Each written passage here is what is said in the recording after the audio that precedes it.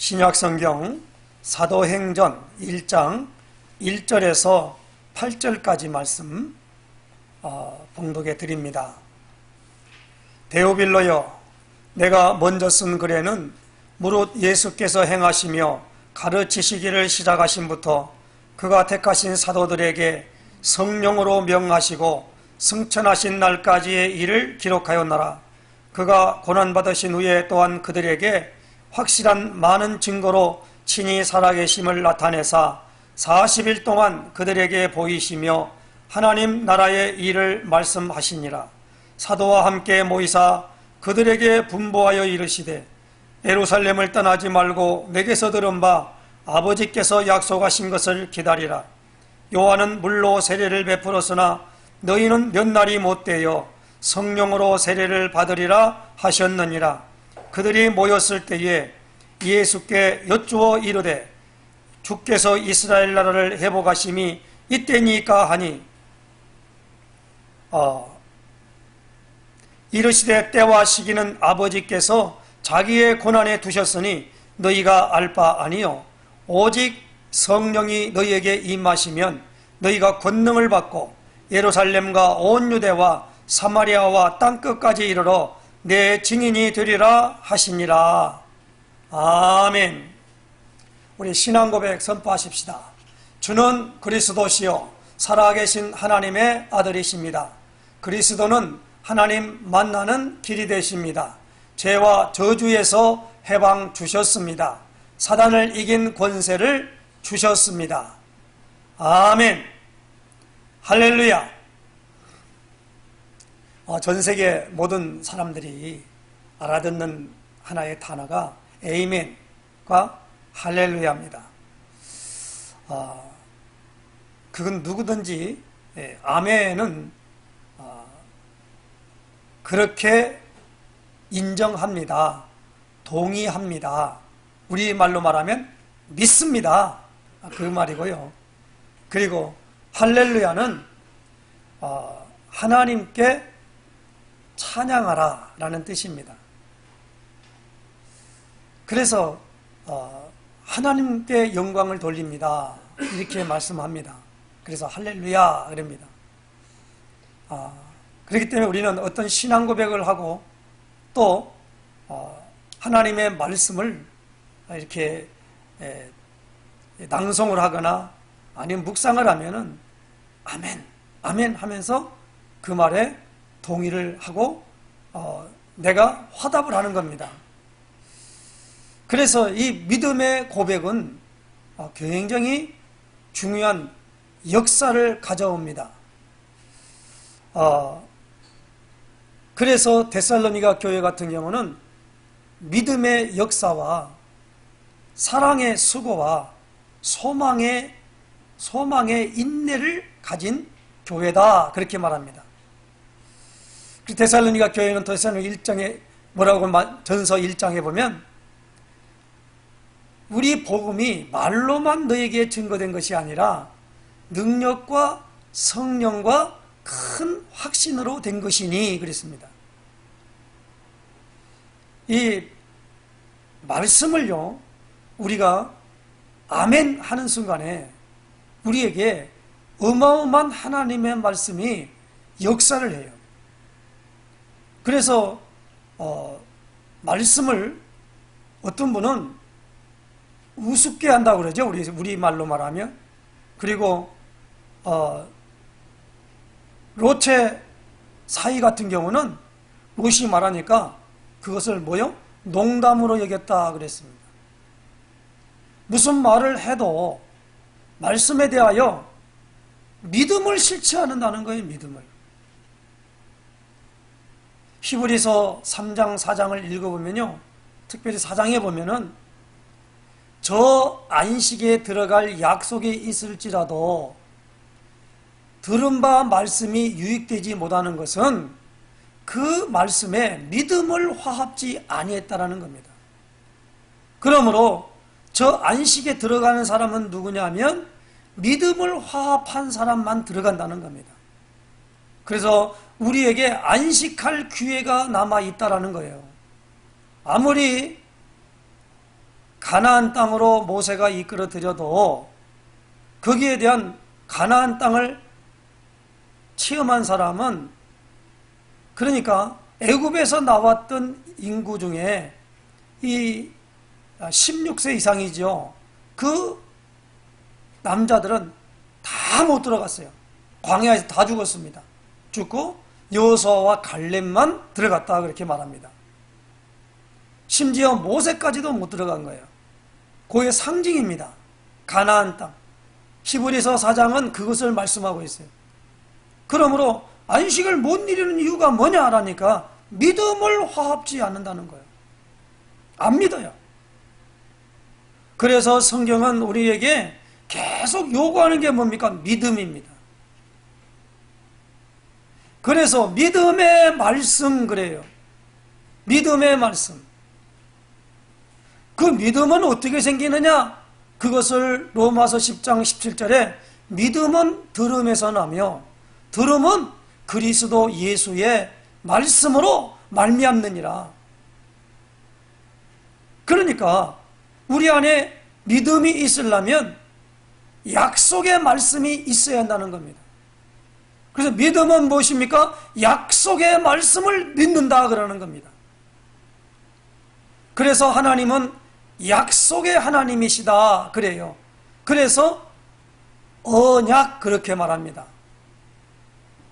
하나님께서 창세기 17장에 아브라함에게 이 약속을 하시고 그 약속이, 그 언약이 너희 살에 있어 확증을 하겠다라는 겁니다. 그것이 바로 할례예요. 할례. 이스라엘 사람들을, 유대인들은 아브라함의 자손이라고 생각하면 육신적으로 그들은요 그 할례를 행함으로 말미암아 하나님의 백성이다라고 하는 증거를 가지려고 했습니다. 그런데 예수 그리스도께서 이 땅에 오셔서 예수 믿는 사람들에게는 그 할례는 육신이 아니라 마음의 해라라는 겁니다. 마음의 언약을 새기는 거예요. 모세는 하나님의 십계명을 돌판에 기록했지만은 이제 예수 그리스도로 말미암아 그 십계명은 우리에게 뭐요? 마음판에 기록한다라는 겁니다. 그래서 우리나라 말로 모세가 받은 것은 돌비, 돌에다가 새겼다 이 말입니다. 그러나 우리는 마음심, 신비. 그래서 이것을 너희 마음에 썼다. 그래서 편지라 그래요. 고린도후서 3장에 편지 그래요. 그래서 이 복음을 편지를 보냈다. 그래서 복음 편지 그렇게 말하는 거예요. 그러니까 우리는 마음에 이것을 기록한 것입니다. 그러므로 우리가 마음으로 믿어 의에 이르고 입으로 시인하여 구원에 이르느니라 그렇게 말씀합니다. 로마서 10장 9절에 말합니다. 내가 만일 내 입으로 예수를 주로 시인하며 하나님이 그를 죽은 자 가운데서 살리신 것을 내 마음에 믿으면 구원을 받으리니 사람이 마음으로 믿어 의에 이르고 입으로 시인하여 구원에 이르느니라 그렇게 말씀했습니다. 그리고 로마서 10장 1절에 누구든지 주의 이름을 부르는 자는 구원을 얻으리라. 그러므로 그 다음에 말하면 듣지도 못한 일을 어찌 믿겠냐. 전파하는 사람이 없는데 어찌 듣겠냐. 그러면서 아름답도다 좋은 소식을 전하는 자들의 발이여 함과 같으니라. 그래서 복음 전도하는 사람이 복이 있다는 겁니다. 왜? 들으라는 거예요. 사도행전 19장에 보니까 아시아에서 특별히 에베소에서 두란노 서원에서 2년 동안 무엇입니까? 날마다 강론했더니 아시아에 사는 사람들은 다 주의 말씀을 듣더라 그랬어요. 그래서 전도의 제1 목적이 무엇입니까? 모든 사람이 듣게 하라는 겁니다.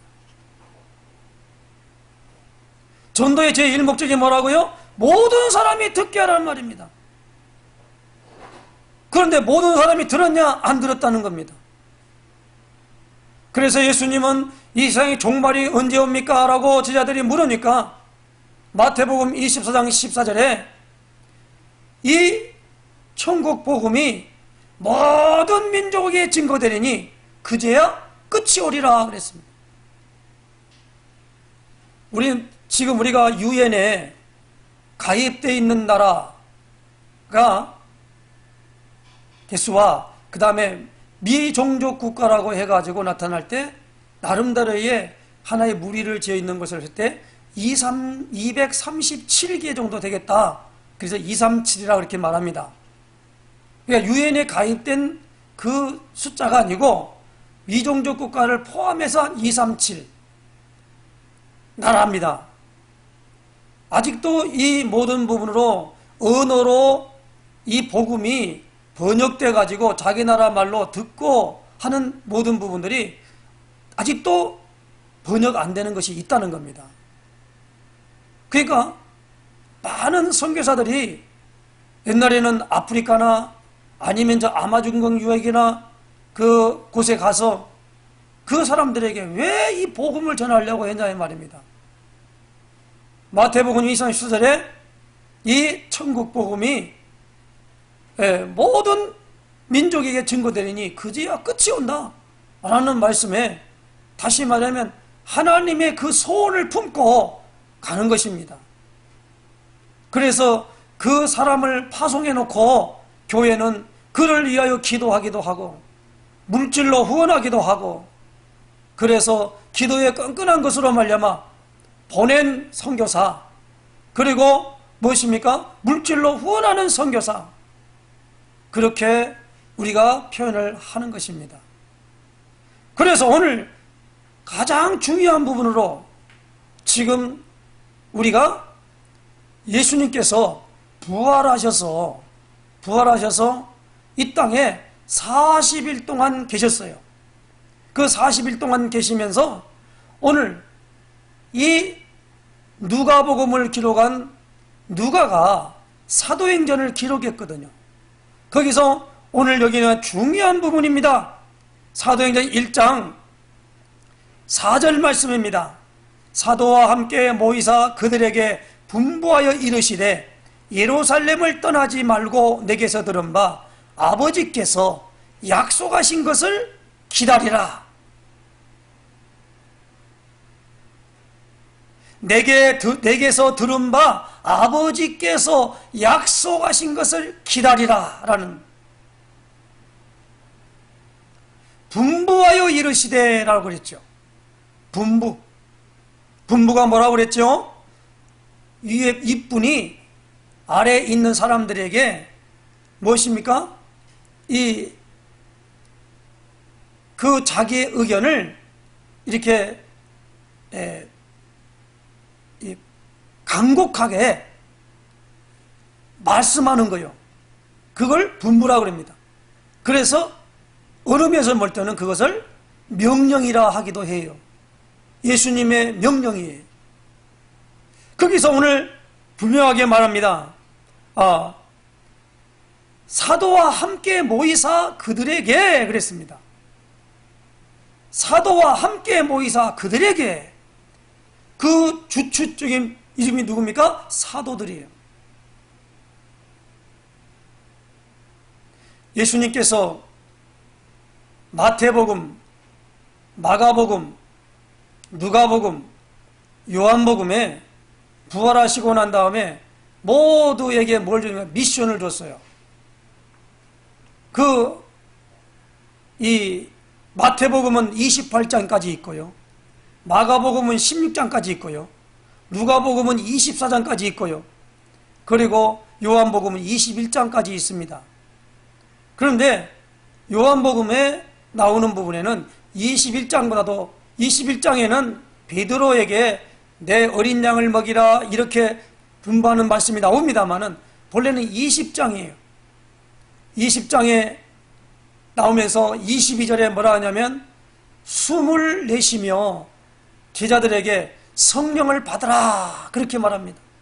23절에 뭐냐면 너희가 누구의 죄든지 사하면 사해질 것이고 누구의 죄든지 그대로 두면 그대로 있으리라 라는 어마무시한 말씀을 제자들에게 주신 말씀입니다. 중요한 말씀을 주시고 갔어요. 그래서 마태복음 28장 18절에 뭐라고 말합니까? 하늘과 땅의 모든 권세를 내게 주셨으니 그러므로 너희는 가서 모든 민족으로 제자를 삼아 아버지와 아들과 성령의 이름으로 세례를 베풀고 내가 너에게 분부한 모든 것을 가르쳐 지키게 하라. 볼지어다 내가 세상 끝날까지 너희와 항상 함께 있으리라 하시니라. 그게 마치는 거예요. 마가복음 16장 15절로부터 20절의 말씀에 보면 너희는 온 천하에 다니며 만민에게 복음을 전파하라. 믿고 세례를 받는 사람은 구원을 얻을 것이요 믿지 않는 자들에게는 정죄함이 따르리라. 믿는 자들에게 이런 표적이 따르리니 내 이름으로 귀신을 쫓아내며 새 방언을 말하며 무슨 독을 마실지라도 해를 받지 아니하며 뱀을 집어올리며 병든 자에게 손을 얹은 적 나으리라. 무슨 독을 마실 해를 받지 않는다 그랬죠. 그리고 20절에 뭐라며 저희가 나가 두루 전파할세 주께서 함께 역사하사 그 따르는 표적으로 그 말씀을 확실히 증거하시니라. 그리고 누가복음 24장에는요 오늘 주신 말씀으로부터 위로부터 능력으로 덧입혀질 때까지 이성에 머물라 라고 하는 말씀을 주신 거로 누가복음은 24장이 끝납니다. 그리고 만약에 그들이 어디로 옵니까? 예루살렘에 돌아와 늘 성전에 있다. 그게 마지막에 누가복음의 24장입니다.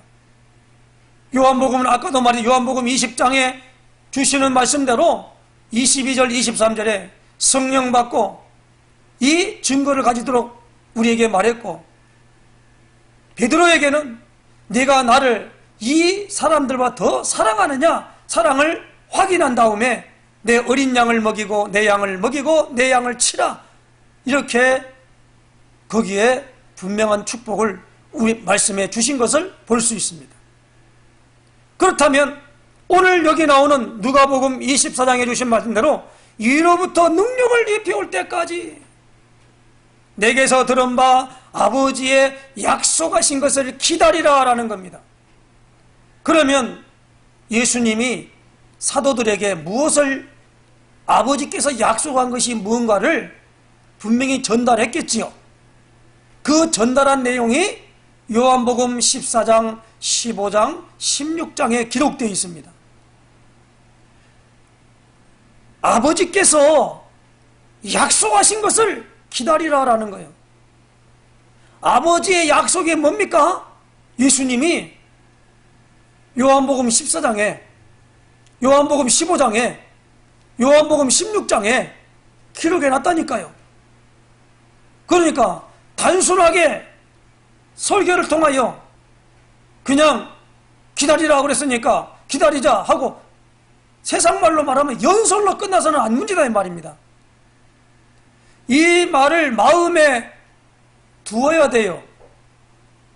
이것이 위로부터 능력을 입혀올 때까지 이성에 머물라라고 하는 것이 내게도 무엇입니까? 행동거지가 이것이 되어지지 않고는 나가서는 안 된다는 말입니다. 오늘날 가장 문제가 무엇입니까? 이 증거를 내가 받지 않았는데 뭡니까? 행동하는 거예요. 그러니까 그 행동 자체가 하나님의 뜻대로 되는 게 아니고 자기가 행동했기 때문에 자기 뜻을 이루기 위하여 그걸 어떻게 합니까? 이용한다 그러면 좀 너무 과한 말입니다만은 이용하는 것 같이 되어버리는 거예요. 그래서 오늘 이 분명하게 말하면 성령의 세례를 받으라 그랬습니다. 어떤 세례입니까? 5절에 요한은 물로 세례를 베풀었으나 너희는 몇 날이 못되어 성령으로 세례를 받으리라 하셨느니라. 하셨느니라는 말은 무슨 말입니까? 예수님이 직접적으로 말했는데 지금 하고 있잖아요. 그런데 하셨느니라 라는 말은 아버지께서 하나님의 약속이 있다는 말이에요. 하나님의 약속을 이루기 위하여 그 약속의 주체로 예수님이 이 땅에 오신 것입니다. 그래서 예수님이 이 땅에 오신 그 놀라운 일이 가장 우리는 인카네이션이라고 그러죠. 무엇입니까? 말씀이 육신을 입고 이 땅에 온 거예요. 그래서 요한복음 1장 14절에 말씀이 육신이 되어 우리 가운데 거하심에 우리가 그 영광을 보니 아버지의 독생자의 영광이요 은혜와 진리가 충만했다 그랬습니다. 예수 그리스도로 말미암아 은혜, 예수 그리스도로 말미암아 진리가 우리에게 온다라는 말씀입니다. 그래서 예수님 자신을 말할 때 요한복음 14장 6절에 내가 곧 길이요 진리요 생명이니 그랬습니다. 진리. 그러면 뭐가 진리입니까? 진리라는 말은 참진 이치리, 그러면 참이치를 진리라 그래요. 그래서 옛날에 우리가 지금은 그게 없습니까? 참 진리시로다가 아니라 참이치시로다 그렇게 말했어요. 찬양할 때. 그럴 때 이치, 참 이치가 뭐냐? 구원 얻는 길과 하나님 만나는 것과 하나님의 성령이 우리에게 오실 수 있는 그 놀라운 이치가 바로 예수님이 하나님을 떠나게 했던 죄 문제를 해결하는 일이다 이 말입니다. 죄 문제를 해결하는 일이기 때문에 그 하나님과 우리 사이를 내었던 원수되었던 그 죄를, 그리고 하나님과 우리 사이를 내오게 했던 그 모든 부분은 여자는 뱀과 원수가 되게 하고 뱀의 우선도 여자의 우선과 원수가 되게 하니, 그러니까 죄도 원수지만 사탄도 원수예요. 그리고 원수된 사람은 절대 하나님의 나라를, 하나님의 궁정을 맛을 못 봐요. 그래서 오늘 우리에게 중요한 부분으로 말미암아 이 세 가지입니다.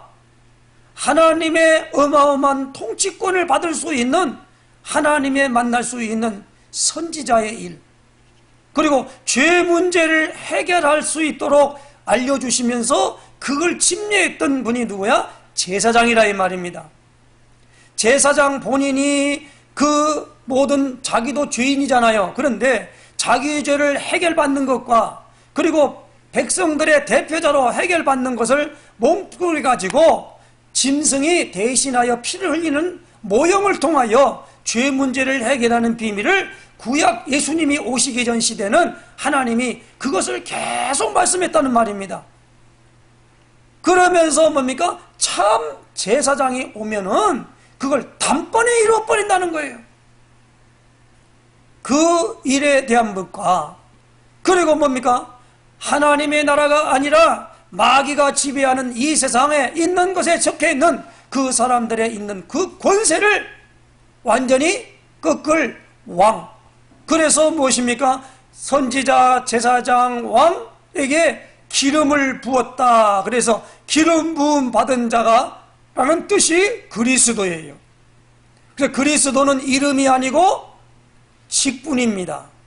하는 일의 직분이에요.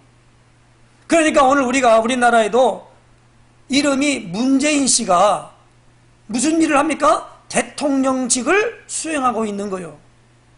얼마 동안, 5년 동안 본인에게 부여된 거예요. 5년이 지나가면 그는 대통령이 아니에요. 그래서 뭐냐면 전직, 그렇게 말해요. 전직 대통령, 그렇게. 그래가지고 나중에 보니까 그 기간 동안에 무엇입니까? 대통령을 수행하고 난 다음에 나오는 모든 연금이나 이 모든 걸 다 탈 수 있는데 그 수행하는 동안에 탄핵을 당했다. 그러면 대통령직 있는 모든 것들을 다 적이 돼버리고 없어져 버리고 모든 걸 못 받아요. 야인이야, 야인. 그게 탄핵이에요. 그러니까 그게 뭐냐면 대통령이라는 직이다 이 말이에요. 누구를 부를 때 문재인을 그냥 무조건 문재인 안 부르고 대통령 그러면 문재인도 대통령, 저 트럼프도 대통령 다 그렇다 이 말입니다. 그러니까 나사렛 예수님이 그리스도십니다. 그 말이라 이 말입니다. 그래서 예수님이 나사렛 예수님이 그리스도 일을 하셨습니다. 그 그리스도 일이 뭐냐? 선지자의 일, 제사장의 일, 왕의 일을 했다는 겁니다. 그러므로 예수님이 그리스도십니다 라고 하는 일을 할 때에 그걸 고백하는 자들에게 하나님이 성령의 선물을 주시겠다라는 거예요. 그것이 오늘 약속이고 오늘 여기 뭡니까? 아버지께서 약속하신 것을 기다리라는 겁니다. 누구에게? 사도들에게. 그러니까 마태복음 16장 16절에 주는 그리스도시요 살아계신 하나님의 아들이십니다.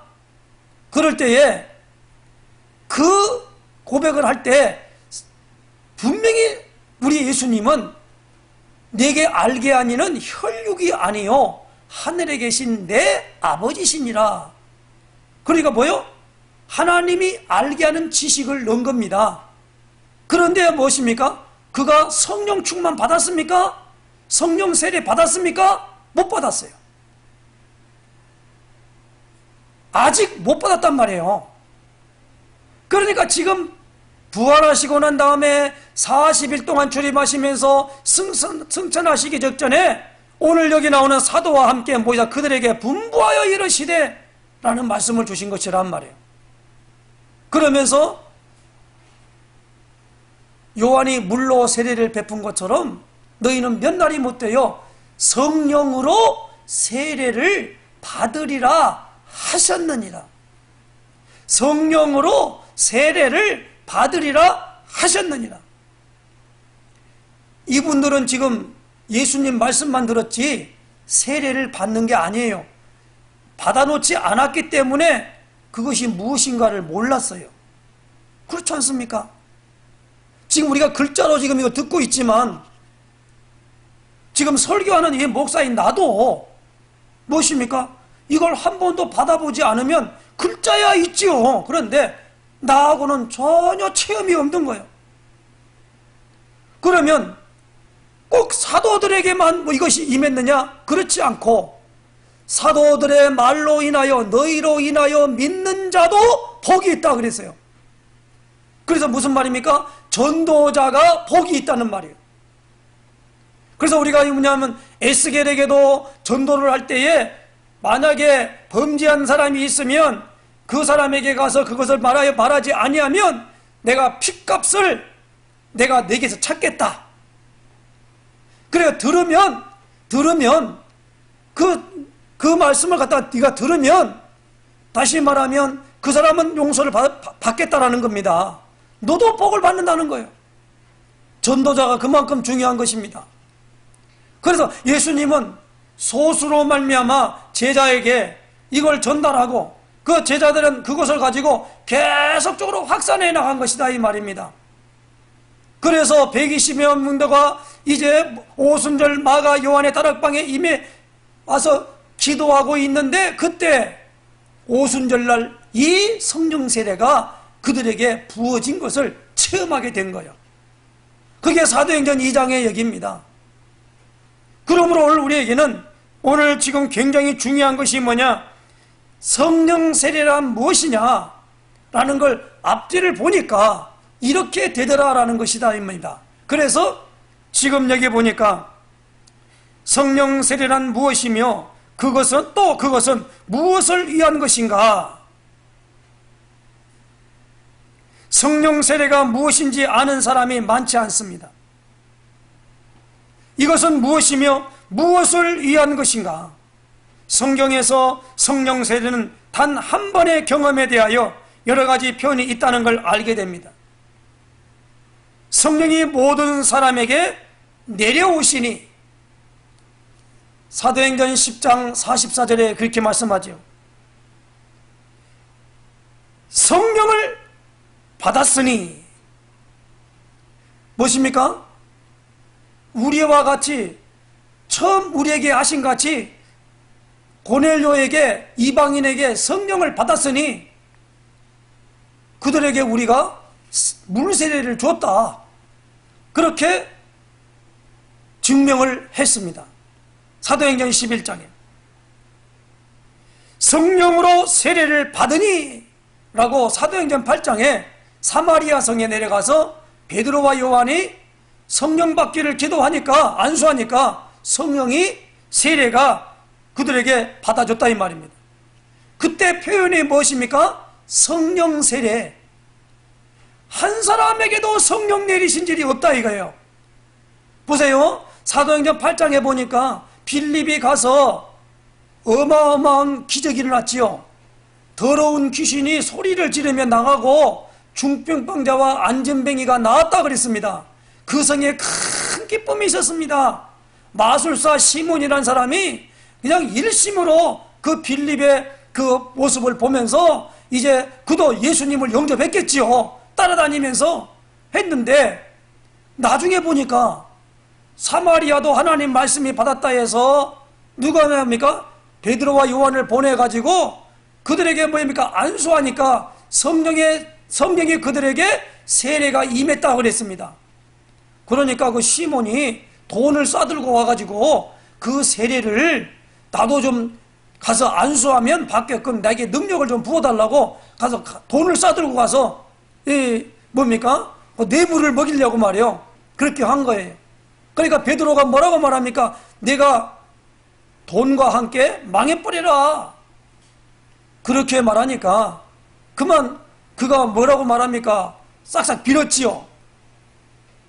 그럼 그것이 내게 임하지 않도록 위해서. 무슨 말입니까? 성령 세례가 외부로부터 주어진다라는 거예요. 그 체험하는 모든 것으로 말미암아 성경에 보면 성령 세례는 그 받는 자 스스로가 받았는지 못 받았는지 알 수 있는 뚜렷한 체험을 가진다는 것입니다. 성령 세례는 중생과는 분리되고 구분되는 성령의 역사 중 하나인 것을 볼 수 있습니다. 성령으로 거듭나는 중생이 기본적인 역사라면 성령 세례는 이것이 진전되어 2차적인 성령의 역사인 것입니다. 중생이라는 말을 할 때 다시 거듭난다라는 말이거든요. 이 말씀은 요한복음 3장에 예수님이 직접 바리새인 니고데모에게 한 말씀입니다. 물과 성령으로 거듭나지 아니하면 하나님의 나라를 볼 수 없다 그랬습니다. 하나님의 나라를 볼 수 없다. 왜? 니고데모가 와서 그랬죠. 당신은 내가 보니까 하나님께서 보내신 자가 분명합니다. 그렇게 말할 때 예수님이 거기에서 말씀한 겁니다. 물과 성령으로 거듭나요. 그래서 니고데모는 그 거듭난다는 것을 이해를 못했지요. 그래서 예수님에게 이렇게 말했지요. 내가 이렇게 나이가 늙은데 다시 어머니 여자의 태에 배를 예수님 말로 배를 가르고 내가 들어가야 됩니까? 그럴 때 육신으로 난 것은 육이요 영으로 난 것은 영이다라는 겁니다. 내가 거듭나야 되겠다는 말을 기여기지 말라. 그러면서 성령으로 난 사람은 바람이 임의로 부는데 어디서 와서 어디로 가는지 알 수 없듯이 다 이와 같다라고 니고데모에게 예수님이 설명을 했어요. 그걸 가리켜 우리는 뭐라고 말합니까? 중생이라고 그래요. 중생. 거듭남. 그러니까 우리가 예수 믿으면 구원받는다 라는 모든 말들은 틀린 말이 아니고 바른 말이에요. 그런데 오늘 중요한 부분으로 성경에 보니까 잘 기억하시기 바랍니다. 주는 그리스도시요 살아계신 하나님의 아들이십니다. 그렇게 고백한 베드로가 나중에 보면은, 그때 보면 오순절 마가 요한의 다락방에서 그 세례를 체험하거나 경험하지 못했다면, 그도 그렇게 안 했기 때문에 안 한 상태가 된다면 그는 구원 받았습니까? 안 받았습니까? 라고 우리가 물을 수 있다 이 말입니다. 꼭 구원 받으려면 성령 세례를 체험해야만 됩니까? 라고 어떤 사람은 또 묻기도 된단 말이에요. 왜? 한 번도 그걸 못 봤기 때문에. 못 봤는데 듣기는 들었어요. 자, 그래서 오늘 여기 보니까 성령으로 거듭나는 중생이 기본적인 역사라면 성령 세례는 이것이 진전되어 2차적인 성령의 역사인 것입니다. 성령 세례는 언제나 복음을 전하는 증인이 되는 것과 항시 밀접히 연결되어 있습니다. 성령 세례는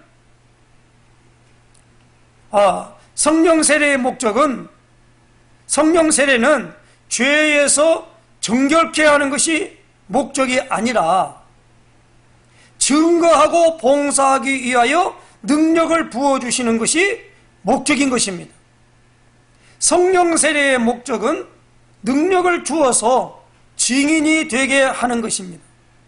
성령 세례의 결과는 여러 가지 정황을 보니까 담대함입니다. 요한복음 18장 10절에 보니까 베드로는 성령의 세례를 받기 전에는 그를 고발한 어린 여종의 말에도 벌벌 떨었지만 성령 세례를 받자 공회 앞에서 너희가 나무에 달아 죽인 예수를 조상의 하나님이 살리셨다고 담대히 외쳤습니다. 성령으로 세례를 받은 사람은 항상 하나님과 예수 그리스도와 신령한 것에 대하여 생각하고 말과 행동을 하게 되는 것을 말씀에서 확인할 수 있습니다. 결론으로 말하자면 성령 세례는 하나님의 영이 믿는 자에게 임하시어 그 사람의 모든 기능을 주장하시어 그에게 특별한 은사를 주시어서 그로 하여금 하나님께로부터 맡은 바 그의 직분을 감당케 하는 힘을 주시는 능력의 원천인 것을 볼 수 있습니다. 성령의 세례를 받으라 그런데 성령 세례가 받아지지 않을 때는 거기에 대해서 설명을 필요했어요. 그래서 성령 세례란 게 무엇이며 그것은 무엇을 위한 것인가를 더하여 말씀을 통해서 우리가 확인해 본 결과 이렇다 이 말입니다. 이런 말을 내가 무엇입니까? 아무리 있어도 내 것이 안 되면 그림의 떡이지요. 그렇지 않습니까? 그것이 내 것이 안 되면 그 말이 다 소용이 없는 거예요. 그러면 세례를 받으리라 그랬으니까 우리가 뭐 해야 됩니까? 성령 세례는 반드시 필요한 것이며 누구나 받을 수 있다는 것입니다. 우리가 무엇인가 행하기 전에 누가복음 24장 49절에 볼지어다 내가 내 아버지께서 약속하신 것을 너희에게 보내리니 너희는 위로부터 능력을 입혀질 때까지 이 성에 머물라 했고, 오늘 본문에 예루살렘을 떠나지 말고 내게 들은 바 아버지의 약속하신 것을 기다리라. 성령 세례는 교회 역사의 모든 시대에 하나님의 모든 자녀를 위하여 존재하는 것을 볼 수 있습니다. 사도행전 2장 39절에 이 약속은 너희와 너희 자녀와 모든 먼데 사람 곧 우리 하나님이 얼마든지 부르시는 자들에게 하신 것이라. 어떤 학자들은 때때로 성령 세례란 이적을 행하는 능력을 부여하기 위한 것이라는 주장이 있는데, 첫째, 성령의 세례 목적은 이적을 위한 특별한 능력을 주고자 함이 아니라 증인이 되기 위한 권능을 주기 위함이라는 것을 말씀하고 있는 걸 보게 됩니다. 오늘 본문에 보니까 사도행전 1장 8절에 오직 성령이 너에게 임하시면 너희가 뭐요? 권능을 받고 그랬어요. 둘째 이적은 여러 은사 중에 하나에 불과하다라는 겁니다. 우리가 보면 이적을 예수님이 하시기 때문에 표적이라 이렇게 말하지요. 그리고 뭡니까? 사람 편에 볼 때는 기적이라 그렇게 말하지요. 그러니까 자연현상을 뛰어넘는 현상을 말합니다. 자연의 어떤 순리가 되는 게 아니라 자연의 역이라 이 말입니다. 예를 들면 암이 사기가 되어서 거의 소생이 불가한데 기도했는데 그거 치료받았단 말이에요. 그걸 우리는 뭐라고 말합니까? 기적이라 그러고 이적이라 그런단 말이에요. 그런데 그것이 복음과 결부되어지면 표적이라 그래요. 그래서 가나 혼인잔치에 예수님이 물이 변하여 포도주를 낼 때에 그 표적을 갈릴리 가나에서 처음 행했다고 요한은 기록하고 있어요. 그걸 표적이라 그래요. 이게 물이 변해서 어떻게 포도주가 됩니까? 말이 안 되지요. 그러니까 성령 세례는 이적을 주기 위해서 주겠다. 그 말은 일부분은 되지만 전체는 아니라는 거예요. 그러니까 이 성령 세례를 받는 부분에 있어 가지고 뭡니까? 반드시 거기에 결부되는 게 뭐요? 증인이에요. 쉽게 말하면 전도와 관계가 있다 이 말이에요. 그래서 오늘 베드로가 성령은 너희와 너희 자녀와 모든 먼데 사람 곧 주 우리 하나님이 얼마든지 부르시는 자들에게 하신 것이라 하고 여러 말로 확증하여 말했다고 말했습니다. 성령 세례 받은 사람을 성경에 보면은 사람을 뉘우치게 하고 죄를 깨닫게 하여 회개하는 능력이 있음을 또 볼 수는 있습니다. 그렇지만 오늘 중요한 부분에 성령 세례는 그래서 반드시 우리에게 필요한 것이고 그건 누구나 받을 수 있는 것입니다. 거기 차별이 없어요. 그리고 분명하게 말하면 요엘서 2장 28절에 보면 모든 육체에 부어주겠다라는 겁니다. 그 육체는 짐승의 육체를 말하는 게 아닙니다. 하나님의 형상대로 지음받은 인간 육체에 부어주겠다. 그렇기 때문에 거기에는 반드시 뭐가 나옵니까? 남녀 종들이 나와요. 종은 뭐요? 그 당시 신분상 주인이 있고 종이단 말이에요. 자기 권리가 없는 사람을 종이라고 그러잖아요. 근데 그 종들도 이렇게 성령의 세례가 임한다라는 거예요. 그러니까 남녀, 그리고 뭡니까? 너희 자녀, 젊은이, 늙은이, 이 모든 부분을 다 말하고 있는 겁니다. 그러면 이 성령을 어떻게 이 성령의 세례를 받을 수 있는가라는 거예요. 여러 가지가 있겠습니다만은 오늘 저는요 세례를 받는 6단계의 절차를 사도행전 2장 38절을 통해서 살펴보려고 합니다. 너희가 회개하여 각각 예수 그리스도의 이름으로 세례를 받고 죄사함을 받으라. 그리하면 성령의 선물을 받으리니. 성령의 선물입니다.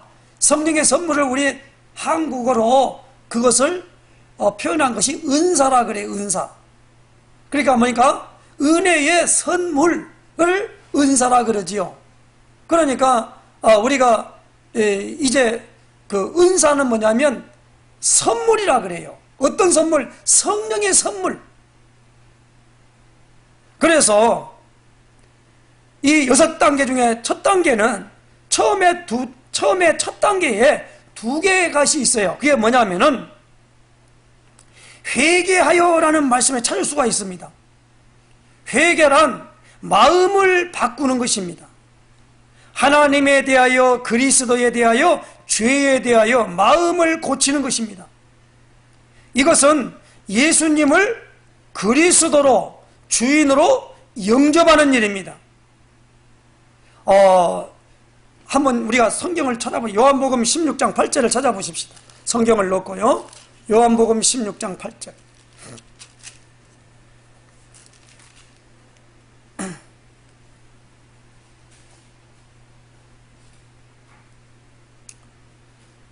(16장 8절입니다) 제가 읽겠습니다. 그가 와서 죄에 대하여 의에 대하여 심판에 대하여 세상을 책망하시리라. 자, 오늘 이 부분을 잘 이해를 해야 됩니다.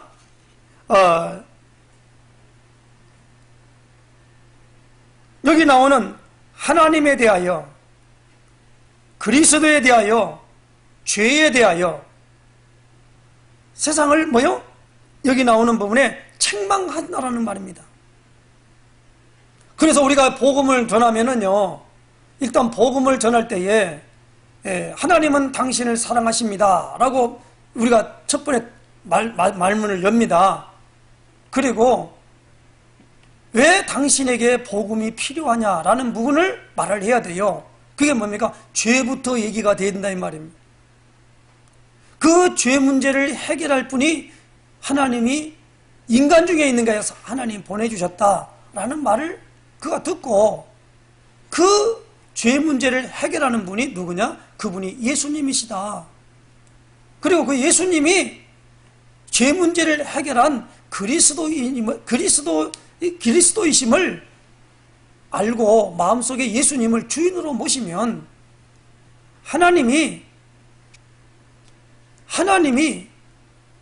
예수님이 하나님의 아들인가 동시에 또한 예수님을 영접한 사람에게 하나님의 자녀가 되는 권세를 주셨다고 약속되어 있습니다. 그러므로 당신이 지금 그 죄대로 하나님을 만날 수 없으니까 죄 문제를 해결하신 예수님을 믿으면 됩니다. 어떻게 믿습니까? 마음속에 주인으로 영접하고 그분을 고백하고 선포하십시오. 그래서 영접하십시오 그러면 그 말에 뭡니까? 응낙하여서 이제 예수님을 마음속에 주인으로 영접한단 말입니다. 그러면 그때부터 성령이 우리에게 들어오셔서 하나님 자녀된 권세를 주셨다고 그랬잖아요. 그 약속의 표정으로 뭐가 나오느냐? 죄에 대하여, 의에 대하여, 심판에 대해서 책망한다 이 말입니다. 그렇게 되어진다는 얘기예요. 그렇게 되어지는 부분이기 때문에 모든 것이 다 성령이 아니고는 이거 깨달아질 수도 없고 그렇게 되는 게 아니라는 거예요. 그래서 여기서 마음을 돌이킨다는 걸 가리켜 뭐라고 하냐? 회개라 그래요. 회개. 하나님에 대하여, 그리스도에 대하여, 그리고 죄에 대하여 마음을 고치는 거예요. 그게 회개란 말이에요. 그래서 아무리 말을 해도 어떤 사람들은 듣기는 듣는데 영접 안 하잖아요. 강제로 할 수 없잖아요. 그 사람은 회개가 된 게 아닙니다. 그러므로 이 부분을 잘 이해해야 됩니다. 그래서 사도행전 2장 38절에 보니까 41절에 뭐랍니까? 베드로의 말을 듣고 순종했지요. 그러냐면 그날의 세례를 받음에 뭐요? 제자의 수가, 신도의 수가 3,000이나 더하더라. 그렇게 기록되어 있어요. 그 3,000명의 사람이 성령 세례 받았단 말이 없어요. 그래서 그들이 뭡니까? 계속적으로 42절에 사도의 가르침을 받아 교제하면서 떡을 떼고 오로지 기도에 힘썼다고 42절에 말했어요. 그러니까 사도의 가르침을 받는 거예요. 그때부터. 왜? 그동안에는 회개가 안 되면 안 들어요. 누가 와서 말해도 안 듣습니다. 제일 목이 곱고 이 거만하고 못된 민족이 누구냐? 유대인들입니다. 그래서 모세에게도 뭐냐면 목이 곧은 백성이라 그랬어요. 그냥 아론을 통해서 금송아지를 만들어 놓고 할 때 쉽게면 깨달아 버렸잖아요. 그랬다 보니까 이 보다는 목이 곧은 백성이야. 다 알았어요, 하나님이. 누구 말은 절대 안 들어요. 자기 그냥 이걸 보면 고집불통이라고 그러죠. 오늘 이 부분을 알아야 돼. 이거 해결돼야 돼요. 그래서 에스겔 36장에는 너의 마음에 뭐요? 부드러운 마음을 줄 것이다 그랬어요. 그래, 부드러운 마음 주는 곳에다가 뭐요? 새 영을 넣겠다 그렇게 말했습니다. 그래서 우리가 지난주에는 새 영을 부어주겠다 주시리라 하는 말씀을 받았고, 지난주에는 뭐입니까? 우리가 우리의 죄를 속하는 화목제물에 대해서 죄 문제 해결받는 부분에 왜? 성령 받는 것 때문에. 오늘 성령 세례를 받으라라고 하면 요 단계가 필요하다는 말이에요. 두 번째로는 오늘 특수단계는 회개라는 말씀을 찾을 수 있는데, 죄를 사랑하거나 죄를 지향하던 태도, 죄를 미워하고 죄를 버리는 태도로 마음의 변화가 있어야 한다는 것. 셋째 단계로는 예수 그리스도의 이름으로 세례를 받고라는 말이에요. 받는 거요. 그리고 죄사함은 하나님이 주신 것입니다. 죄사함을 얻으라가 아니에요. 받으라는 겁니다. 이게 원리입니다. 이걸 진리라 그래요. 참 이치라 그런단 말이에요. 그러니까 예수님께서 그랬죠. 내가 일러준 말로 이미 깨끗함을 받았으니 그렇게 말하지요. 말로 깨끗함을 받다. 그래서 그때 말할 때는 물과 성령으로 말할 때는 뭐예요? 물로 말할 때는 말씀을 말해요. 말씀을. 예수님이 말씀을 물로 표현하고 있는 거란 말이에요. 물이 말씀이냐 이렇게 말한 게 아니고, 그러니까 이걸 잘 알아들어야 됩니다. 그러나 성령을 받으면 이 물이라는 말이 말씀이구나 라는 걸로 깨달아져요. 그렇지 않고 아무리 말해도 이 말을 못 알아들어요. 물이 어떻고 물이 왜 말씀이 되냐? 이런 식이 돼버리는 거예요. 오늘 네 번째 뭡니까? 사도행전 5장 32절에 주신 말대로 순종입니다. 우리는 이 일의 증인이요 하나님이 자기에게 순종하는 사람들에게 주신 성령도 그러하니라 하더라. 순종은 하나님의 뜻 앞에서 완전히 굴복하는 것입니다. 그러니까 전도자가 가서 하나님이 당신에게 이 말씀을 전하라고 나를 가라고 해서 왔습니다. 정답입니다. 유광수 목사님 그런다고 그러잖아요. 첫번에 갔더니 시골에 갔더니 와가지고 하나님이 보내서 어젯밤에 기도하는데 하나님이 오늘 가라고 해서 왔습니다 했더니 그 사람이 그냥 완전 무엇입니까? 우리 말로 말해 씨앗이, 일본 말로 씨앗이 딱 끌면서 아주 고넬료 같은 마음으로 있잖아요. 말씀을 받더라는 거예요. 기적이 일어났다는 거예요.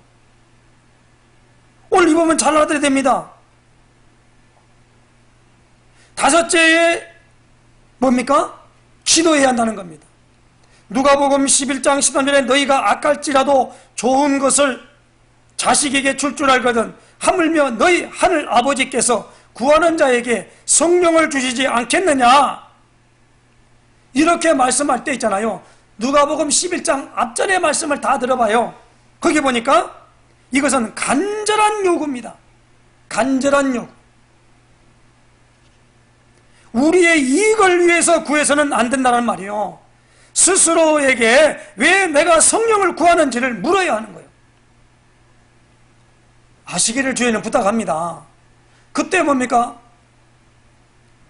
내 벗이 여행 중에 왔는데 내가 먹을 것이 없다. 그게 뭡니까? 친구에게 가가지고 떡 3덩이를 불려달라 그런 거예요. 그러니까 그 안에서 내가 다 지금 잠을 자고 있는데 줄 수 없다 말하겠느냐? 벗됨을 인하여 줄 수는 없지만 간청함을 인하여 소용대로 주겠다, 그렇게 약속하신 말씀이거든요. 그런 다음에 누가복음 11장 13절에 구하는 자에게 성령을 주시지 않겠느냐 그랬단 말이에요. 기도가 첨부되어 있는 거예요. 그 다음에 6번째로는 믿음으로 구하라는 겁니다. 마가복음 11장 24절에 보니까 그러므로 내가 너희에게 말하노니 무엇인지 기도하고 구하는 것은 받은 줄로 믿으라. 그러면 너희에게 그대로 되리라는 겁니다. 저는요 이번 35일 특별 새벽 예배 작정하여 하고 난 다음에 마음에 언제 이것이 임할는지 모르지만 하여튼 마음을 다해서 오늘 이 누가복음 11장에 주신 말씀을 부여잡고, 그 약속은 사도행전 1장 4절 5절의 말씀을 부여잡고, 그 상태는 사도행전 1장 14절과 사도행전 2장 42절에 주신 그 사람들의 상태를 가지고 오로지 기도에 힘쓰니라. 그 다른 여러 가지 이야기가 오는 건 나오는 때 그냥 지나가는 거예요. 그것을 갖다가 항상 가지고 길을 걸어갈 때도 그 메시지를 묵상하고, 그럼 무엇입니까? 그걸 그리고 지금 내가 받지 않았기 때문에, 그걸 체험하지 않았기 때문에 그 사람들의 상태를 보는 사람이 좋구나 라고만 하지 실제로 나에게 안 왔기 때문에 그걸 내가 어떻게 할 수는 없는 거예요. 다만 그들이 받은 사람들의 상태를 보면서 그린다 이 말이요. 그걸 나는 이미지를 그린단 말이야. 그리고 저들이 살아간 것 같은 인생도 나도 살아야겠다라는 인생 작품에 대한 부분들을 내가 생각하면서 나간다 이 말입니다. 지금 나는 몇 명의 목회를 해야 되지? 어떻게 하면 내가 목회를 잘하지? 성령 충만받아야 목회를 잘하지? 해서 성령을 구하는 게 아니라는 거예요. 이런 동기부터 빨리 없애시기를 주님은 부탁합니다. 그러니까 어떻게 성령을 받을 수 있는가? 성령을 받는 6가지 절차가 있다는 거예요. 꼭 이렇게만이라는 게 아니잖아요.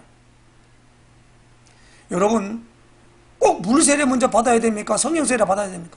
성령 세례 받고 물세례 받아요.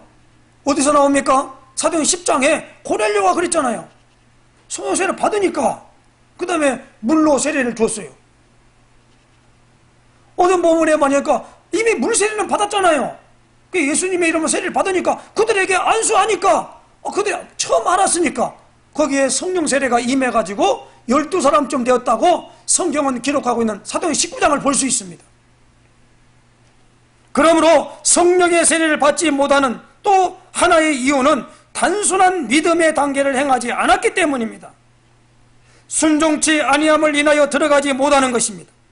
여기서 우리가 먼저 밝혀야 할 것은 그것이 하나님의 뜻에 합당한지 아닌지를 알 때, 하나님의 뜻에 합당한 것을 구한다는 확신을 갖게 될 때 기도가 응답된 줄 믿어도 좋을 것입니다.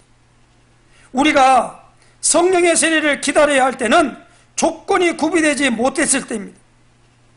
주 예수 그리스도를 온전히 구주로 영접하지 않거나 죄를 회개치 아니했거나 순종의 자세를 취하지 아니했거나 진실하고 순수한 욕구와 확신 있는 기도, 하나님의 말씀을 그대로 믿는 순수한 믿음이 이루어지지 않는 사람은 뭐 해야 됩니까? 기다려야 한다는 겁니다. 기다려야 돼요. 그러니까 성령 주세요, 덜뻑 준다라고 하는 게 아니잖아요. 왜 성령이 주어졌는가를 말씀을 자꾸 묵상하면서 나가야 한단 말이에요. 그러니까 자꾸 우리는 뭘 지금 착각을 하냐면 일부터 하려고 그래요. 하나님 우리 일을 하는 걸 요구하지 않습니다. 전도의 일은 하나님이 하셔요. 내가 하는 게 아니에요. 그렇다면 우리에게 하나님이 요구되는 게 있습니까? 능력을 받으라는 겁니다. 그 아무나 누구에게나 주는 것이라고 되어 있습니다. 아무나가 아니라 누구에게나. 다만 뭐요? 조건이 절차가 있다 이 말입니다. 그래서 오늘 2장 38절은 회개하고 예수님의 이름으로 세례를 받고 그리하면 하나님으로부터 거기에 대한 인정함이 와야 될 거 아닙니까? 인정이 뭐지요? 마치 고넬료에게 내 구제와 기도가 하나님께 상달하여 기억하신 바가 되었다. 그러므로 베드로를 청하여 말씀을 들어라 라는 지시를 받게 되는 거예요. 그 준비 단계예요. 그게 기도란 말이에요. 근데 이거 없이 성령 세례가 임해지는 이가 없단 말입니다. 가만히 길거리 가서 성령이 막 와버렸다. 그 미친 거지요. 아직까지 이 말을 못 알아듣겠습니까? 지금 이건 오늘 저는 이거요. 설교를 하는 게 아니고 오늘 이거 뭡니까? 이 부분이 오늘 우리에게 이루어지는 부분들을 이런 부분이 있다라고 소개하는 겁니다. 그러므로 오늘 우리에게 이 상태는 아까도 제가 말로만 표현했습니다만은 확인을 해야 돼요. 자, 그래서 이것만 딱 하고 진짜 마치겠습니다. 사도행전 10장만 좀 펴시기 바랍니다. 온라인 예배 들으시는 분들도 어느 때 보더라도 성경을 앞에 놓고 이걸 찾아가면서 이렇게 하신 것도 괜찮아요. 하나님 그것도 동일하게 보십니다. 10장에 보니까 10장 2절 3절에 4절에 제가 읽겠습니다. 그가 경건하여 온 지방과 더불어 하나님을 경외하며 백성을 많이 구제하고 하나님께 항상 기도하더니 하루는 제9시쯤 되어 환상 중에 밝히 보매 하나님의 사자가 들어와 이르되 고넬료야 하니 4절입니다. 고넬료가 주목하여 보고 두려워 이르되 주여 무슨 일이니까? 천사가 이르되 내 기도와 구제가 하나님 앞에 상달되어 기억하신 바가 되었으니. 응답입니다. 네가 지금 사람들을 요바에 보내어 베드로라 하는 시몬을 청하라. 그렇게 말씀을 응답을 받은 거예요. 오늘 전도자는 요 응답을 받아야 돼요. 요 응답. 그러면 그 응답을 받을 때 이 응답은 성령을 받게 하기 위해서 베드로를 보낸 거거든요. 뭐요? 복음을 듣도록 하기 위해서. 그래서 베드로는 와서 하는 게 뭐야? 복음만 전한 거예요. 그런데 사도행전 48절에 베드로가 이 말할 때에 성령이 말씀 듣는 자 중에 내려오시니 라는 어마어마한 세례와 부어주심이 나타났다는 말입니다. 이게 절차와 공식이에요. 오늘 성령으로 세례를 받으리라 라고 하는 말씀이 내 것이 되는 축복이 있으시기를 예수님 축원합니다. 기도하겠습니다. 하나님 아버지, 참으로 오늘 주일 말씀을 통하여서 우리에게 확증으로 무엇을 구해야 할 것인가, 어떻게 구해야 될 것인가에 대한 정확한 부분을 주신 것을 정말 감사를 드립니다. 이제 하나님 아버지요, 오늘 우리가 이 절차대로 주 앞에 부르짖어 기도하며 간구하기를 원합니다. 무엇이 된 것이 아니라 하나님에 의하여 이루어지는 모든 삶이 될 수 있도록 우리를 이끄시며 인도하여 주시옵소서. 다만 우리가 변개치 아니하는 하나님의 언약을 붙잡고 그 언약에 믿음을 실어서 주 앞에 아버지 하나님이여 간절히 이것이 임하지 않고는 내가 행동하지 않겠다라는 결단 속에서 부르짖어 주 앞에 하나님 아버지 구하오니 주님이여 주님이여 우리에게 응답하여 주시옵소서. 예수 그리스도의 이름으로 간곡히 기도드리옵나이다. 아멘.